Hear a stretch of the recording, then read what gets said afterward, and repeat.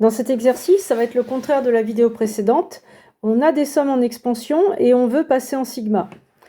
Donc il y a plusieurs choses à observer. Déjà, est-ce que je vois une logique de construction avec une incrémentation de 1 en 1 qui me permet d'écrire du UK? Là, je vois bien la logique de construction. Par exemple ici, spontanément, si on me demandait de mettre le terme suivant, je mettrais 1 sur factoriel 4. Et je vois bien l'incrémentation de 1 en 1. 1, 2, 3, tout ça, ça va de 1 en 1 jusqu'à 55.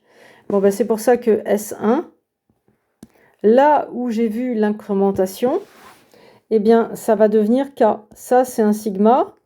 Et la logique de construction, c'est 1 sur factoriel K. Et après, je pars de quelle valeur minimale? Je pars avec K égale 1 et je m'arrête à 55. Il faut toujours commencer par mettre la formule, puis les valeurs de K, parce qu'en fait, il y a plusieurs façons ici de mettre des formules, il n'y en a pas qu'une. Donc on écrit la formule qu'on pense avoir observée, avec l'incrémentation, et ensuite on met la valeur min et la valeur max. Alors, pour S2, il y a un truc bizarre, c'est que là, on a bien l'impression que ça s'incrémente de 1 en 1, et là, on passe de 0 à 3. C'est parce que c'est une faute de frappe. Là, il aurait fallu factoriel 2. Donc, une fois que ça est modifié, on voit bien une construction logique. Mais l'incrémentation de 1 en 1 se fait à la fois au numérateur et à la fois au dénominateur. Donc, on va choisir qui joue le rôle de K, mais il faut faire attention.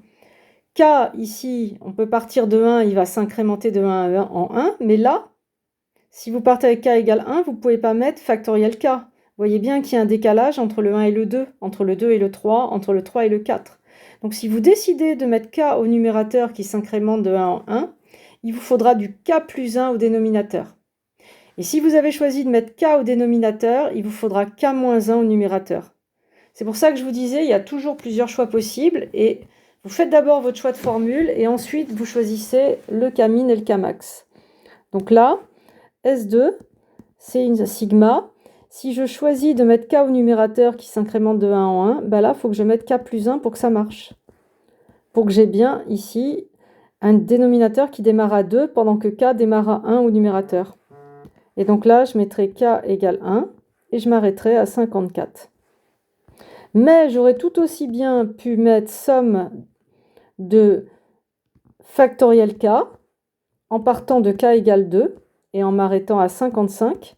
Et là, au numérateur, il aurait fallu mettre K-1. Pour la somme suivante, j'ai une incrémentation de 1 en 1 au numérateur et aussi au dénominateur. Et j'ai un décalage de 2 entre le num et le dénominateur. Et puis, j'ai aussi une alternance de signes. Donc là, c'est important. On voit la suite logique. On sait bien que derrière, on aurait moins. Mais de connaître la formulation, c'est du moins 1 puissance K pour l'alternance des signes. Ou moins 1 puissance K moins 1. Il faut voir.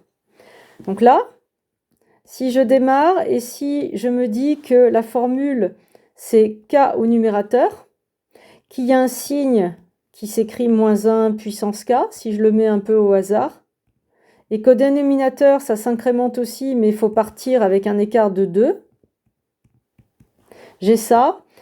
Et là, ça ne va pas marcher en partant de K égale 1. Pourquoi? Parce que j'ai mis un peu au pif moins 1 puissance K parce que j'ai vu l'alternance des signes. Mais en fait, quand je pars de K égale 1, moins 1 puissance K, ça produirait moins 1. Or, on démarre avec un signe plus. Donc, c'est pas grave, vous ajustez. Là, vous mettez moins 1 puissance K moins 1 ou K plus 1. Et donc, vous vous arrêtez à 54. Et le plus simple, c'est de tester. Vous pensez à une formule. Testez-la avec K égale 1. K égale 1, ça produit moins 1 puissance 0, donc du plus, fois 1, fois factoriel 3. On est pas mal. Et pour K égale 2, on va produire moins 1 fois 2, donc le moins 2 ici. Et le factoriel 4, on est bon.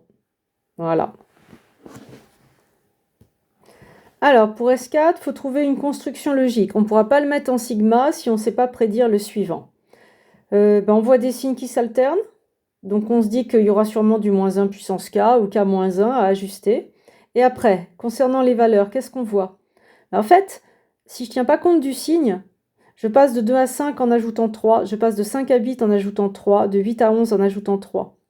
Donc en fait, ici, Je pense que j'ai du moins 1 puissance k et j'ai quelque chose d'arithmétique.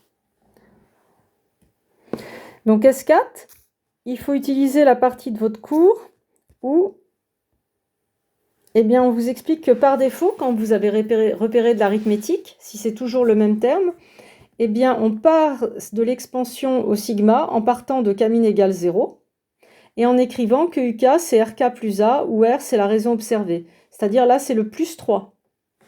Et A, c'est le premier terme, donc ici 2.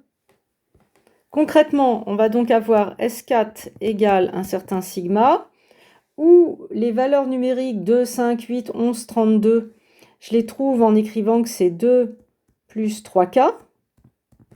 Mais j'ai aussi une alternance des signes, donc je multiplie par moins 1 puissance K, et j'ajusterai s'il faut ma puissance.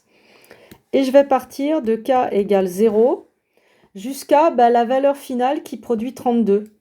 32, c'est produit, je le vois, pour K égale 10. Et je teste.